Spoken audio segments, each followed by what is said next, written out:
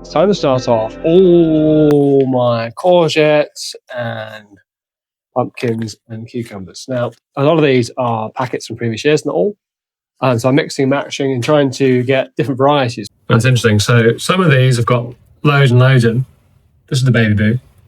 And some of them have a lot less. And I don't want to plant them all exact same, like I say. So I'm not entirely certain the germination rates. This one, the zombie, only had 4 seeds in it, which is a bit rubbish actually. This one, the bambino, that's a good maybe 30 seeds in, same with the baby boo. The rocket F1, I've used these before, and there's still 4 seeds in that packet, so that's what I've got in here. And to plant a pumpkin, like all seeds this time, I've never actually read up how to do this properly, but I always perk them in sideways. I always have good germination rate, so I suggest you perk them in sideways. Like that.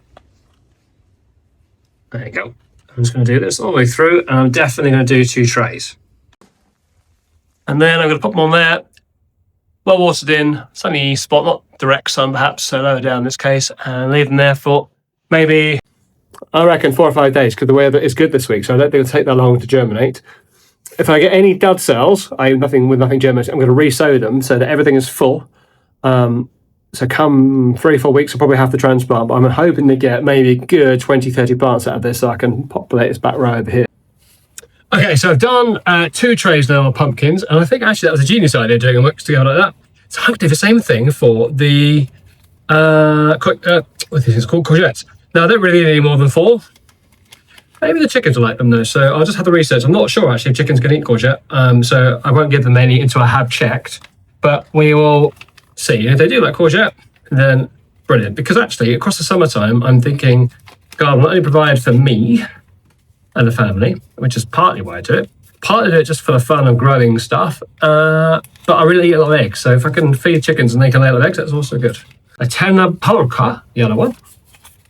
I've got a black beauty courgette, which is really green. Then I've got a Tarmino, which is green with some spots. And then I've got this one, which is a green stripy one called Gold Mine. So I'm going to mix them all up. I'm no longer caring what variety is what. They go in the tray, and we're going to plant whatever we get. And again, if I've got too many to go in the main beds, in the end, I will put them behind the greenhouse in little pots. So I dig little holes. I've got those compost from my own compost bins right at the back there. I'll fill the holes for compost, slightly below the level of the ground, so the essence water traps. And they can fend for themselves. I suspect they'll do quite well because plenty of nutrients from the compost, plenty of water, going to put them below the ground so the water will go in them. And yeah, we'll just see what we get, shall we? So there we go. Look. There you go. That's lots and lots. And I don't show you very well on my camera. We'll try there. Just about right. And what you will note, of course, is courgette seeds are the same family as pumpkin and look very similar. And I've said this in lots of other videos so far this season. One of the most important things to do when you're doing anything like this is to label your seed trays, because it's very hard to tell them apart. Now, courgettes and pumpkins can be told apart because courgettes grow from a crown, a central point, whereas pumpkins grow on runners, which will make more sense later in the season. I'll show you examples of what that is. But at the early stages, where just a few leaves coming through, it's actually quite hard to tell. Same is also true of cucumbers, as you'll see in just a minute. So, yeah, label up, because otherwise you're going to get into all sorts of bother. Right, that's that one done. So that's courgettes. I've got my labels again. I don't know if I said before, but the reason I'm using plastic labels, and this is exactly it, is because the ribbon ones, the labels run off. So this one, look, this was a tomato, you see that? Tomato print, that's tomato principle. So last year's tomato, other side of it being used now. We're going to put a plastic lid on because it's still quite cold to help germination and stop the meaty mice getting in there and eating them. And that's on the shelf. Right, same job one more time for cucumbers. Now, slightly annoyingly, I don't have any more of those very large trays. I have 3. So I'm going to use square, I guess it's the 3 inches, but square, small pots, because I can put these in the tray. I will probably do a similar number, so 8 or 9 of these for the cucumbers. So I've ended up with 10, because 10 fits perfectly, which is good. Interesting. Right, so we're going to be planting this one, which is Cucumber Market More. There you go. I've only got one variety of these because this is the only packet I had this year, so we'll plant a lot. Hopefully there's 10 seeds in here. Otherwise, I'll be buying some more. Yes, okay. So these, again, very small, actually, these ones. Cucumbers are got much smaller seeds. So I don't want to push them in too far because they're teeny tiny seeds. Rule of thumb, remember, is to plant a seed about its same depth under the ground as its size. So not too deep. Right, and that's it. So cucumbers are in a pot. Then we're going to get a label. Always label. Q. And then we'll go on the shelf as well to await germination. And then we're done, I think. Right, that is all the seeds I want to sow in the greenhouse today. The next thing we're going to do is potatoes, carrot and parsnips, which are going to go outside. So let's go outside next. Right, so we're outside, and yes, it's a different day because the weather's much, much better, but that is the joy of an Easter weekend. I can come out more than once. Please excuse the chickens over there. They're quite noisy. Now, since the last video, I've done a bit of work here, as you will see. We have topped up all the beds with compost.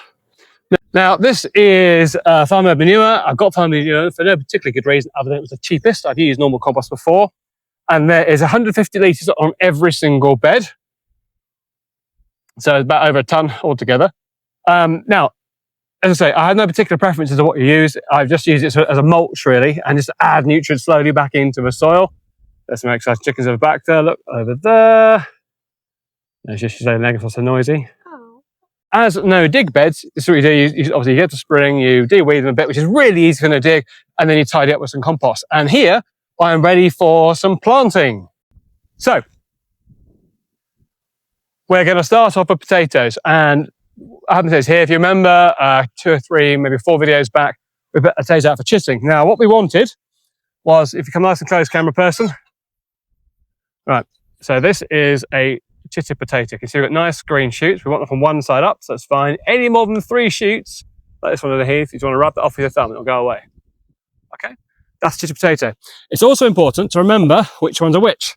So these are Charlotte, so they're early ones, and the others will be Maris Piper, I think.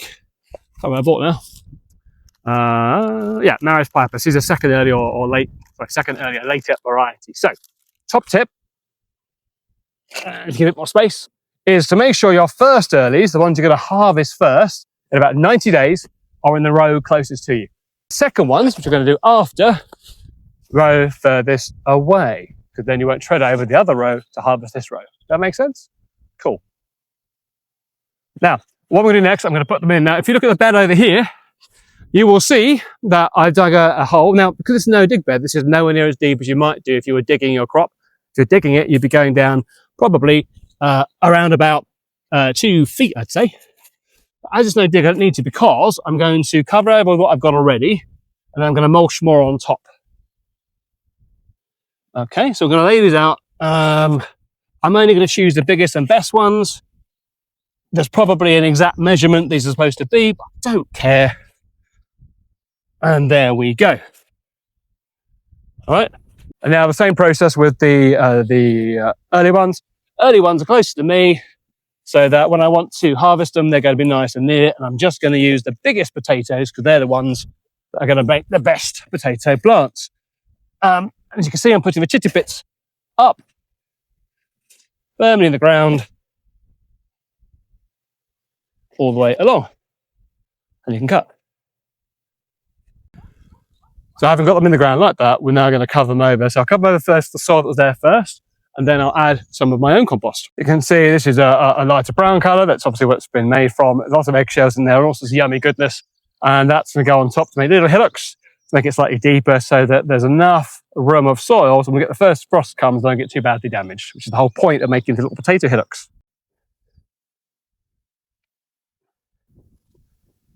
And then we're going to put some of this in on the top as extra compost.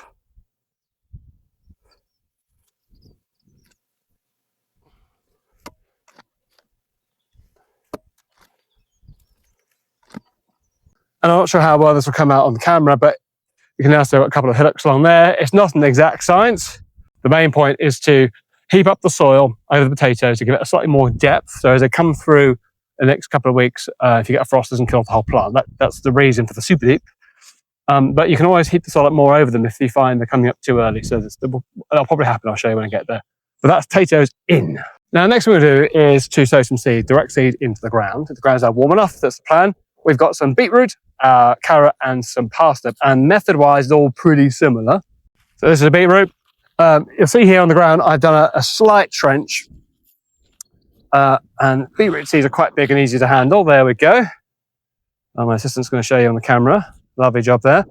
And I'm just going to scatter them. That's what I'm going to do. Nice and evenly along there. I'm not too fussy. As we go into season and they get bigger, I will thin them out. So that just simply means we're going to make them more evenly so they grow bigger. But that is enough to get germinated. And I'm just going to run the soil over the top ever so gently. We out there. And that is all it requires. Now, you will have noticed I have chickens. They're over there. They're noisy. Chickens love to scratch around in the dirt, and they love to eat my seeds and everything else. So my plan is to use my nets again. I bought these a few years ago, and they're still okay. And I bought these to stop. If you remember Sluggate 2024, when the slugs got everything, this were for those originally, but they should work quite well for this. So we're going to use them to cover our seeds, allow them to germinate, so all the birds, and especially the chickens, don't eat my newly planted seeds. All right, so they're in. I've got a netting on them. And then we'll repeat the same process with the parsnips and the carrots. Neither of these won't be too deep. They'll be quite close to the soil. Yeah, we're going to cover them up. Oh, assistant wants to see again. This time, assistant can put them in the ground. And that's it. Cut. And the last one will be some carrots along here. And then we're there. So just 2 seconds, I'll show you. And there we go. So we've got the carrots, parsnips, and the beetroot and potatoes beyond. Now, there was a pathetic amount of seed in that packet, so I only did half a row of carrots, but I have other seed packets, so I will add some later. And that's not a bad thing too, because it'll be sequential, which is all right. And we'll just see how we get on. Now, this worked quite well last year with the covers, because obviously otherwise, because it's quite far down my garden, what I tend to find is birds come along and eat the new seedlings off the ground. So that's why I don't do a lot of direct sowing, but we'll see how that works. But that's it for today. So we have, in the greenhouse, started our pumpkins, our courgettes, and our cucumbers. We've got vast amounts of pumpkins this year, so that could be quite interesting. And outside we've done carrots, beetroots, parsnips, and potatoes. So a busy old few days. Yeah, spring is here, lovely weather. Let's see and hear what you're doing. I hope you had a good weekend. See you next time. Bye for now.